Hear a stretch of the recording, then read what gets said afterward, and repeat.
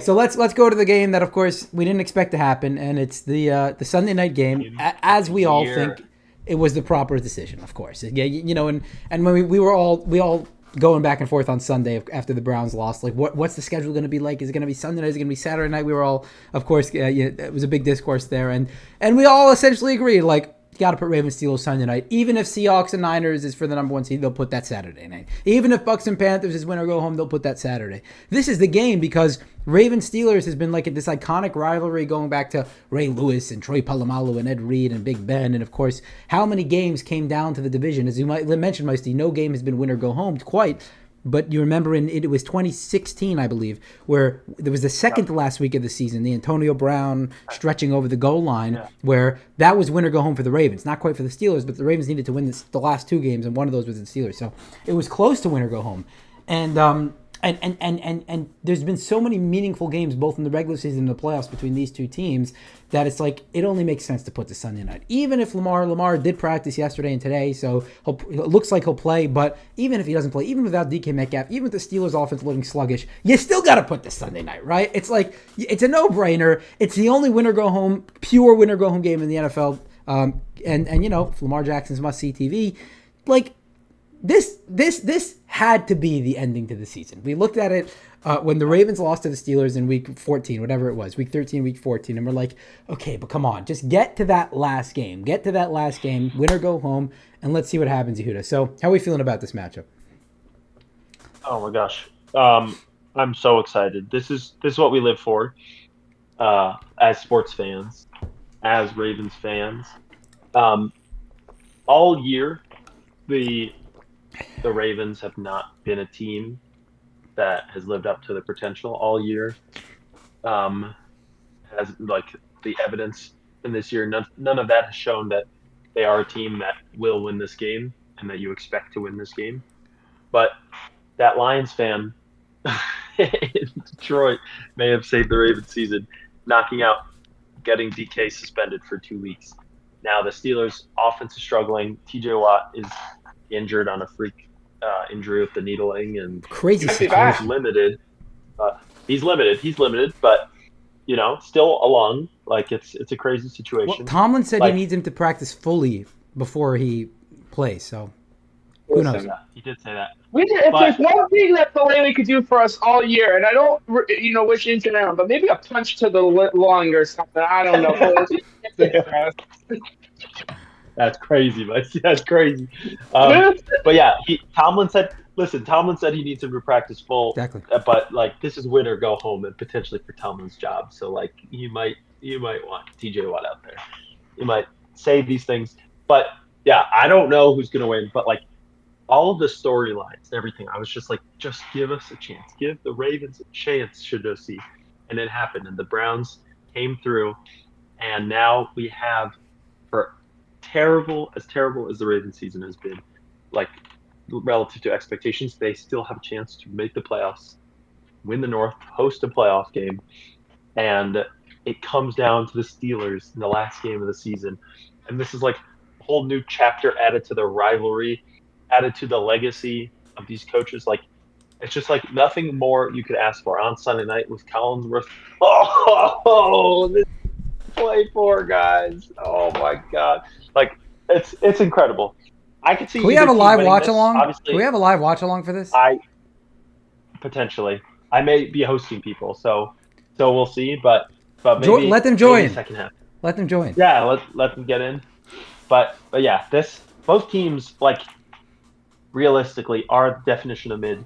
They are 13th and 14th in DVOA, like pretty much average, and then they are 13th and 14th in weighted DVOA, meaning like how they've been playing all season. Baltimore moved up obviously with that performance. Pittsburgh moved down with their performance against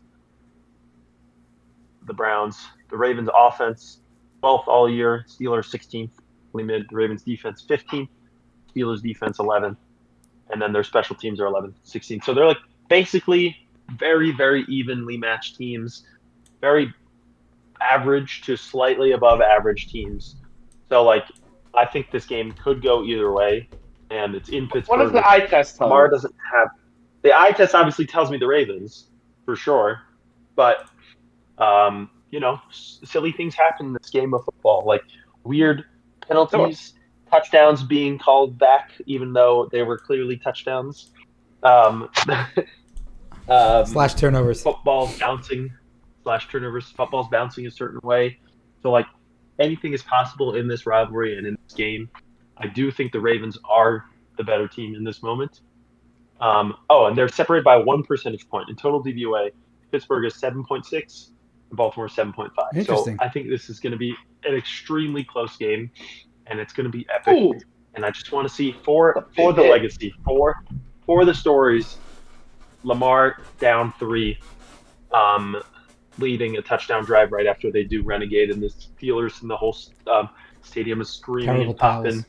And then terrible towels swinging, and Lamar leading a game-winning touchdown drive. Like, Here we go, that would feed families. It'd be incredible. I'm with Yehuda a lot on this. The eye test, like I asked Yehuda, the eye test just kind of, you look at the Ravens. But again, at the end of the week, if the Steelers win, I'm not sitting there being like, well, that stinks. Like, no, I mean, it stinks because as a fan, but as a guy who's watched football throughout the season, you're kind of being like, hey, saw that coming. Either team can win this game. It is a close game. It's an Aaron Rodgers. And like you said, it's Collinsworth and Rodgers trying to drive the field with 2 minutes to go. Does he have it? Just yelling at it. Letting guys. Lamar does something incredible, and he just. Something crazy is going to happen. Lamar just tweeted out he's going to be playing, or I don't know, tweeted. I saw him tweet that Lamar just said he is not going to play. So it's going to be interesting. Like I said earlier in the show, in the beginning, at the end of the day, Derrick Henry, I don't care if he fumbles the ball early. You have to feed the beast and let him it's going to be cold. Let him run. Let him do his thing. And with Lamar, you open the field to so much more. But just because you have Rashid Ali and Keaton Mitchell does not mean you stop giving the ball to Derrick Henry. I get it. A play here, a play there, a third down. I get it. But first, second down, almost every time should be up. Derrick Henry, first down positive, go again. The clock should be ticking as much as you can. Don't. Try to keep your defense off the field as much as possible. Slow. This game, I don't know what the over-under is. Move it to 29 points and give me the under. You know what I mean? Like, it's not – the only reason why it goes over is if, like, Derrick Henry did what he did last week and scores 4 touchdowns. Then you're like, okay, well, now you're at 28 itself. So but I really – and, again, I don't know who Rodgers is going to throw the ball to. It's going to come down to the Ravens defense. You make that stop, you make the big play. So that's kind of what I'm hoping on that. I'd love to. I'm excited. I just want something to happen. I just want to hear the song. I just want to hear it. I'm ready. I told my fiance. She like every time the song comes on, I turn it up. She's like, "Why are you turning it so loud?" I was like, this is what we want. This is what we live for. It's this moment that we wait all week for. She literally says, all week we've been waiting for this moment. Here we go, and Jim. This is what we live for. Yep. Here we go, Jim. Well, it's not Jim, but yeah. Yeah, but they set it up. Roman and set it up. Yeah, we set it all. We wait all week for Tony Romo and Jim and then we've got Collinsworth at night, and I mean this is what we live for. There's still nothing better than last year when the Bills were about to beat the Broncos in the first round, and they didn't release the schedule yet. Did you guys see this? And Romo was like circling Bills Ravens, and they're like, hey, "This is the game I've been waiting for since the beginning of the season, Jim." And Jim's like, "Oh, you know the schedule already, Tony, don't you?" And it's like, "Yep, they're sending us out there, Jim." He's like, he doesn't even care. He's so excited. He forgot to let them release the schedule. He released the schedule himself. Yeah. That was the funniest thing ever. So, but and in this situation, I think Romo was very disappointed after the Browns game last week that like he wouldn't be the one doing this Ravens Steelers, right? That's kind of annoying. This game is crazy. I don't know. We'll have to get catch the second half of that one. But the McAfee. Live college. The McAfee. Anyway, so guys, on the field, from a Steelers perspective, I mean, like, where are they throwing the ball this week?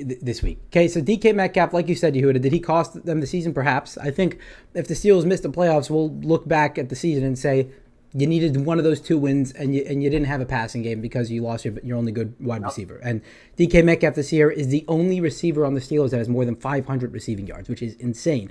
And the second best receiver on the team has probably been Darnell Washington this season, who has the highest success rate on the team. And the guy's a bulldozer, yards after contact, great hands, good route runner. He's not playing. He's out for the season with the broken arm. So no Darnell Washington, no DK Metcalf. I do think Freiermuth is. He's out for the season. They say even if he make it in the playoffs. But I actually do think, listen, Calvin Austin might play. He's been limited in practice. So he'll have to be your number one threat outside. I think he's more. I think he can win some matchups more than MVS. Like last week, you saw what the Steelers did. It just didn't work. Like how many one-on-one shots they take to MVS and Scotty Miller on the outside. I think Rodgers had the right idea against the Browns. I do. Like he's like, listen, we just need to hit 1 or 2 of these and we'll win the game. That's all we need. Like eventually, my guys will win, and they didn't because Denzel Ward and Tyson Campbell are really good in man coverage. Now the Ravens don't have that talent on the outside. Like Nate Wiggins and Awuzie are playing fine this year, but it's not the same. They can't. The Browns play more man coverage than any team in the league, and they do it successfully. The Ravens are better in man coverage, but still like to play a lot of zone. So it's going to be interesting to see exactly how they adjust with that. So listen, how do the Ravens? How do they attack it? Do you say we're comfortable playing zone, we're going to stick with zone, or do you say who's going to beat us one-on-one? Calvin Austin, MVS? Like, let's just play man. Our guys can beat your guys. I think it's going to be an interesting chess match. Ultimately, guys, I think we're underrating one thing about this game. The Ravens have a better roster than the Steelers right now. The Ravens have potential explosives on offense. And the Ravens have more talent on defense, although it hasn't come together this year at all times. But I do think Aaron Rodgers is playing very clean football these last 4 weeks. And he hasn't put the ball in harm's way, and he's made some nice tight window throws on third down. Remember against the Lions, 3rd and 10, 3rd and 9, extending plays. He's actually been making some nice throws these last 4 weeks. Ever since that Ravens game, kind of turned a corner this year. So even with the limited receiving talent, I still think Rodgers will make some throws in this game and make it very interesting. I don't think it's going to be a blowout. I think it's going to be a very close game. I think it's going to come down to the wire and the headlines and the Harbaugh and the Tomlin and this everything. I think it's just going to be so fun. You're going to hear Collinsworth and Tirico at the end. The hype is going to be real. Terrible towels waving. It's going to be a very fun game, guys. And the other side of this, aside from the on-field stuff, is Harbaugh and Tomlin's job really on the line here? Like, is that a real thing? Because I heard someone say, I heard someone say that this is a lose-lose, right? Because the Steelers lose, like, how did you blow this division lead? The Ravens lose, it's like you sucked this entire year. Like, you couldn't even win the division and it was up for grabs. So I heard a lot of people saying, like, both coaches lose out, no matter who loses this game. Yeah, I think, and they should. Like, the Tomlin, it's time. You know, as a Ravens fan, I love that they're accepting mediocrity, but this is a Steelers organization that is tied for the most Super Bowls or is number 2 in Super Bowls. And they have a pedigree, only 3 coaches in the last 50 years, like yada, yada, we know. Standard is the standard, but they've accepted mediocrity. And, like, I would love this as a Ravens fan. I'd love to accept mediocrity and 9-8 Super Bowl every year and maybe make a playoff game. Maybe not even make the playoffs, but if you do make the playoffs, you're losing round 1. Like that, sometimes you need a new voice in the locker room. And then the exact same situation with the Ravens. Like Harbaugh, it's, I believe, a little bit worse because, like, the Steelers haven't had, like, the best rosters. Like, Tomlin's done a good job as a coach dragging a below-average roster to 9-8 every year. But, like, yeah, then maybe you can start looking at the GM and Omar Khan and his faults for not giving Tomlin and the Steelers not really having a QB plan and Kenny Pickett failing and all that as an organization. But the Ravens have one of the greatest dual threat quarterbacks, if not the greatest dual threat quarterback of all time, the past 6 years. He's literally saved Harbaugh's job. Harbaugh's going to get fired 2018 if he doesn't, if Lamar doesn't end up saving his season. He wasted the Ravens' best season, 2023, as a leader. They failed against the Chiefs. They didn't even get a chance to lose to the Chiefs again last year, which we both know we would have lost the Chiefs again in the AFC Championships. They're boogeyman. And now the one year the Chiefs aren't in it, you might not even make the playoffs. If the Ravens lose, they need to fire John Harbaugh, and they need a new voice. They need to start over with this very solid roster. I think it was always overrated in how well it was and how good it was, and that Lamar actually elevated them a lot more than we expected. But you can't be blowing these leads. You can't be consistently showing that you will take the lead and then cannot hold it. Like, it happens way too often with Harbaugh. And I know you say, oh, it's because they're constantly winning and they're always winning in these games. Yes, that's true. But then you need to finish the game, and they finished a lot of games. They won a lot of games, but they could not get over the hump. And so sometimes you need a new voice. And if the Ravens don't even make the playoffs in a year that Mahomes and the boogeyman is not even in the playoffs, where the AFC is wide open, where you have a chance, then he needs to be gone. I don't know what you do if they win the division and then get waxed in the first round. Like, I think that is a possibility. But I just got to at least have a chance. Got to win this game. And then at least you can delude yourself into thinking maybe we can go on a run. There's no strong team in the AFC. And, like, if they lose the Super Bowl, I think you can keep Harbaugh around. Obviously, if they win the Super Bowl, he stays for another 5 years, and I'd sign up for that any day. Win the Super Bowl, let him stay, give him a legacy contract, whatever. You won a Super Bowl, Lamar won a Super Bowl. But I think you got to win at least 2 or 3 games in the playoffs to keep his job. And it can't be – the loss can't be like, one of the classic Ravens up 11 with 9 minutes left, and then they blow it again like they constantly do with their double-digit blown leads. But, again, first, focus, beat the Steelers, make the playoffs. Because if they miss the playoffs, you think about how much of a failure this season was and how they lost to every good contending team they played, and they couldn't beat a single team, maybe one team. I think the Bears and now the Packers over 500. Like that's not Ravens football. All they do is win in the regular season. And then if they're not even doing that anymore, then Harbaugh's got to go. But that being said, I'm gonna pick the Ravens to win. They're gonna win 23-17. And give me 23-17 or 23-20. And something really close. Baltimore by 3.5. I think I'm actually gonna go. I'm gonna go Ravens win and cover because they'll win by 6 or 4. But I could easily see them winning by a field goal. But yeah, gotta take the Ravens here. I gotta hope that they can beat Aaron Rodgers with Scotty Miller and Calvin Austin as the number 1 receivers. If not,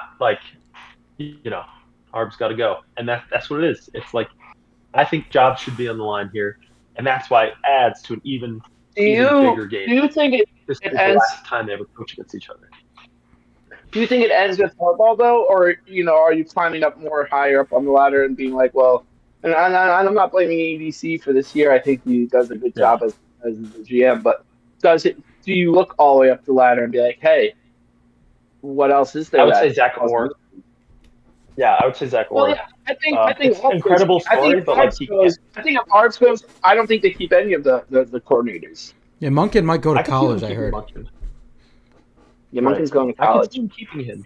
Like a year ago, they literally had the 3rd best yards per play ever in an NFL history for an offense. But there's a difference between 2019 and 2024 for the Ravens offense. I think 2019 there's a lot of credit goes to the coordinator scheming guys open down the field. I think last year was Lamar just played out of his mind, straight up. I think less so in 2019.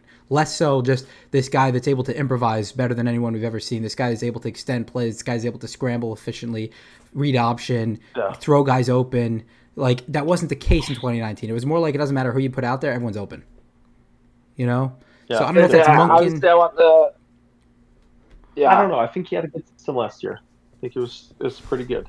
Obviously, Lamar was playing out of his mind. I think the Ravens can't wait for the offseason. I don't know what happens with Harbs. I think that regardless of what happens with Harbs, I think that a healthy Lamar is the best player in the league, hands down. and that is a clear factor. That I mean, he had what was the last? This is the first time he's practiced on a Wednesday in I I know. mean in In like 2 weeks. months. I don't Yeah, I know. noticed that. Yeah, since October. Is that a Lamar Jackson issue? I don't know. Is it a Ravens issue? I don't know. Is it the fact that he's been hurt? I don't know. All I can say is in past years when he has practice every day or most days, he is the best player on the field that coming week. I think it's important to have him healthy. I look forward to hopefully he's back next year because I don't think there's an alternative about it. Like he's going to go if you let Lamar Jackson walk, he's going to go win a Super Bowl somewhere. He will go to Seattle and win a Super Bowl. He will go to another team and win a Super Bowl. I don't care where team. He'd go to the Vikings. They will win a Super Bowl there, and that would be horrifying if Lamar leaves the Ravens and that team now wins the Super Bowl. I think you have to bring Lamar Jackson in. I think you bring back and regardless of what happens today, I mean this week, you bring him back and John Harbaugh can come. I look. Harvest is. I'm not a fan. I've been calling for a job for I don't know 3 years now. Right? Even when every year and everyone's like, oh, he's good, he's fine. And now I got a lot of people obviously agreeing with me, and most people agree with me. Look, I don't even care if you bring Harvest back next year. I think a healthy Lamar is the best player. I think you have to, you get rid of the guys that stink on the offensive line. You get rid of the Faleles. You get rid of certain guys on the team. Bring in pass rushing. You need a wrecker. You need a guy like a Max Crosby, and you need a guy, and you figure it out. But Lamar Jackson is the best player. I don't know what happens with Derrick Henry next year. I assume he returns one more year. I think that you end up bringing back both him and Lamar next year. You somehow get like a Max Crosby-esque type player, and you go boom. Yeah, I need pass rush. It's not our year. There's no way it's our year. Now, again, prove me wrong, Ravens. Please. Anyone's year. There's no Mahomes. You need to have a chance. It is wide open, but the the Ravens aren't playing good football this year. Exactly my point, though. I'm saying it's not the Ravens' year, but you know what I'm begging the Ravens to do? Prove me wrong, please. By the way, a lot of the things we're wrong. saying about the Ravens, Steelers fans are saying the same thing. I've heard a lot of Steelers fans say that they want, but they have a quarterback issue. No. I agree, but with Tomlin is what I'm saying. Like I've heard a lot of Steelers fans say that they want to lose this game because they already know what's going to happen. If they win the game, they'll get slaughtered in the first round, and they'll keep Tomlin because they made the playoffs with a 9 or 10 win team. If they lose the game, then maybe Art Rooney will start to think about moving on. And in fact, Mike Tomlin has a 2027 clause that they have to pick up the option before the year next year. So it puts the Steelers in an interesting position because on the one hand, they have to pick up 2 years at a time. They have to pick up it for 2 years. They have to pick up 27 2 years in advance, right? Meaning he still has 20. He's still under contract for 2026, but they have to decide if they're going to pick up his 2027 option prior to 2026, which puts Art Rooney in a very interesting position because on the one hand, if the Steelers lose this game, they miss the playoffs.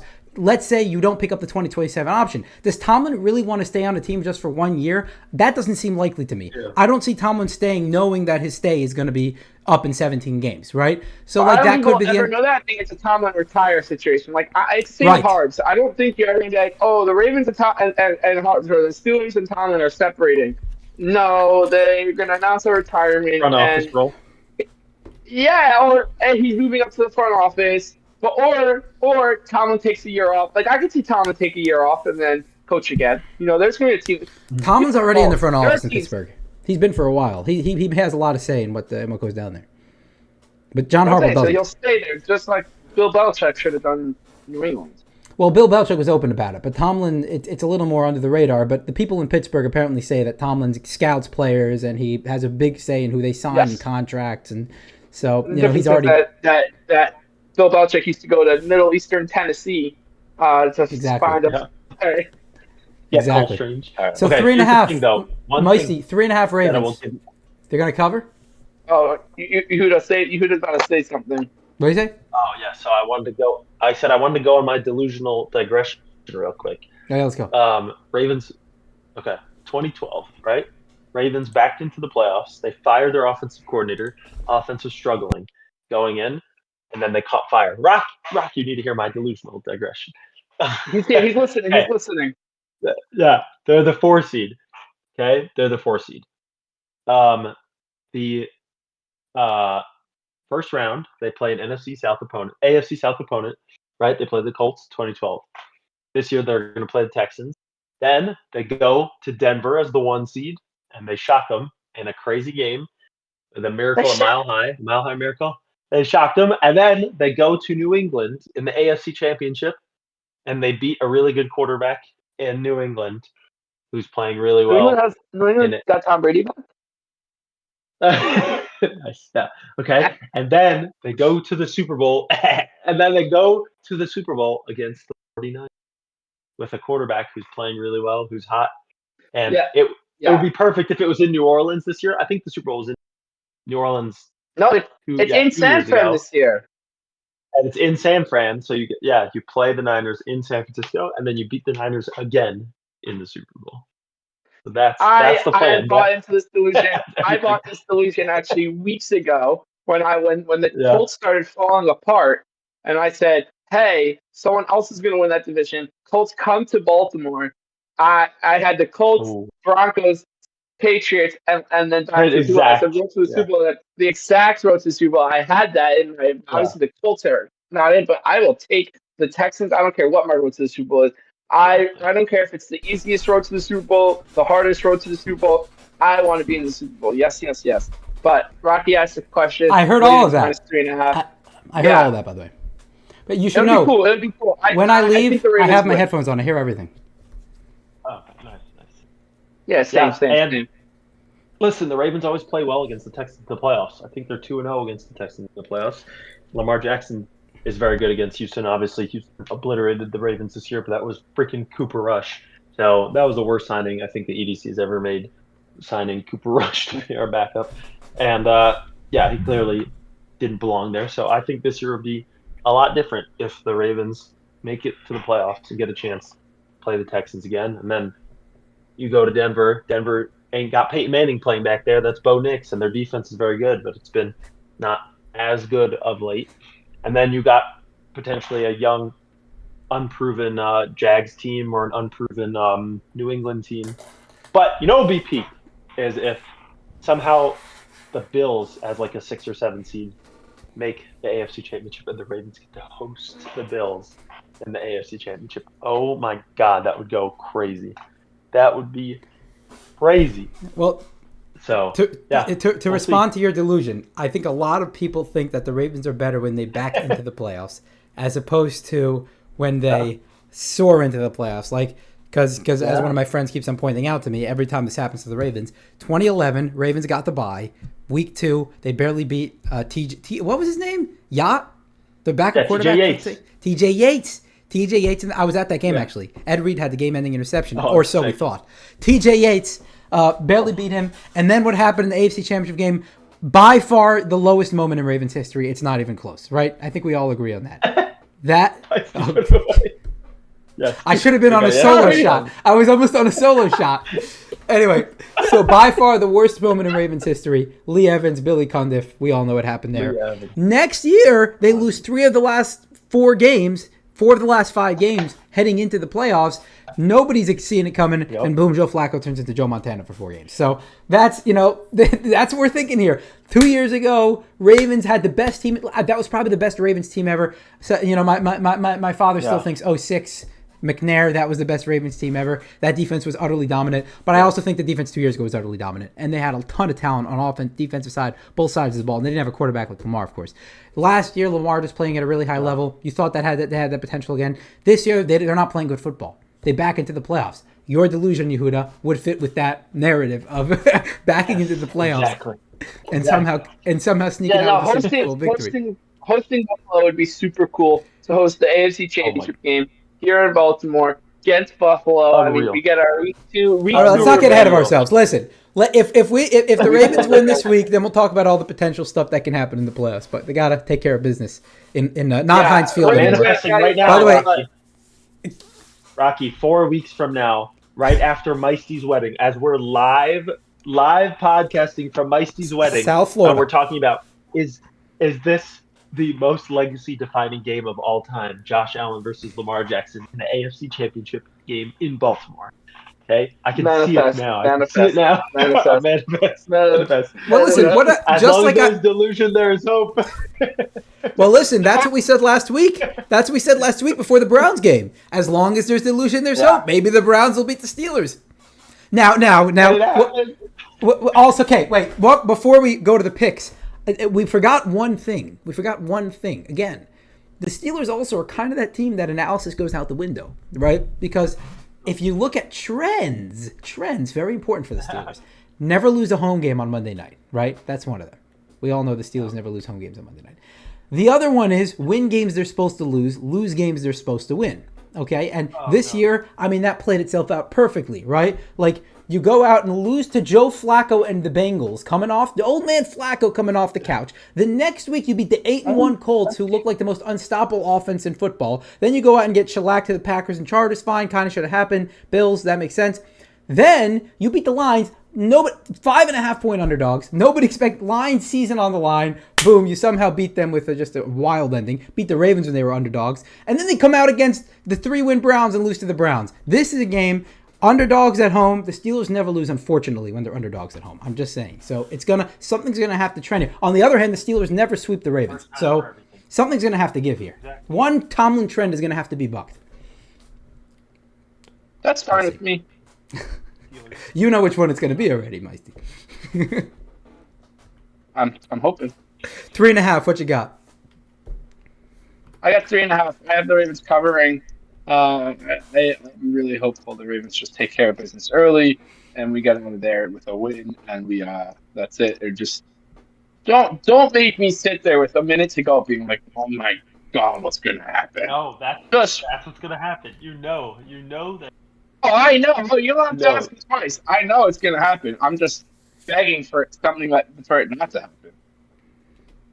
All I'm saying is I want it to come down to Lamar Jackson and the offense, because as shoddy at times as they have looked, still trust the offense more than Zach Orr-led defense at home against Aaron Rodgers. So Sure. I want to have Lamar lead a legacy drive touchdown in the screaming Pittsburgh fans versus it's nice and quiet and the stadium explodes as Calvin Austin beats Marlon Humphrey, even though anybody could have seen it coming. But but don't manifest that. I'm manifesting because that can happen. Manifesting the touchdown. Yeah, yes. I can see that, unfortunately. Calvin Austin did beat the Ravens for a big 30-yard play in the first game they played, so. You better hope that doesn't happen. How it doesn't happen again. 3.5. Yeah. So guys, but it should. Yeah, they should. I personally, I'm picking the Steelers to cover. I think it'll be a 3-point game one way or another. That's my prediction. Now, maybe we'll do a live watch along for a few minutes. I don't know. That'll be quite cool. So I guess we'll see what happens. If you have some little busy, maybe first half, we'll see. Either way, we definitely have to have some. Maybe an instant reaction if the Ravens win. If not, then we'll probably have to wait a few days until you guys are ready to do another podcast. Actually, I disagree. I disagree with you, Rocky. If they lose, we should definitely be hopping on a podcast. I'm down. Immediately after the game to discuss it, and if they win, that's when you're like, well, we're all happy and jolly. No, I don't want to see you guys happy and jolly. I want to see you guys miserable and pissed off and angry and ready to shoot some things. I think the funny thing about podcasting is, and maybe the difficult thing, is that whether your team wins or loses, you got to go out there and talk about the games. If you want to be a consistent podcaster, if you want people to watch you every week, number one, you can be a little biased, but you can't let it alter your analysis, number one. But number two, doesn't matter if your team wins or loses.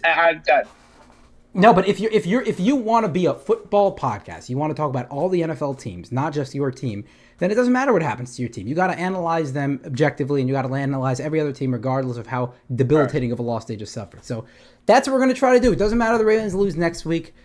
We should be back here next week with a playoff preview, and hopefully with the Ravens in it. If not, then I'll be excited for the playoffs as well, because I think it's a wide open slate. It's who knows what's going to happen this year. I think it's going to be so intriguing, guys. So I'm excited about it. And week 18, we'll see what happens Sunday night. Maybe we'll go live, maybe not. I guess you got to subscribe to know, because you won't know otherwise, right? So you got to subscribe. Or else you'll have subscribe. That's the only decision, because I don't know what's going to happen. Neither do you. Neither do any of us. So got to subscribe. Anyway, guys, Enjoy. Take care. Enjoy Week 18, the last weekend of regular season football in the NFL.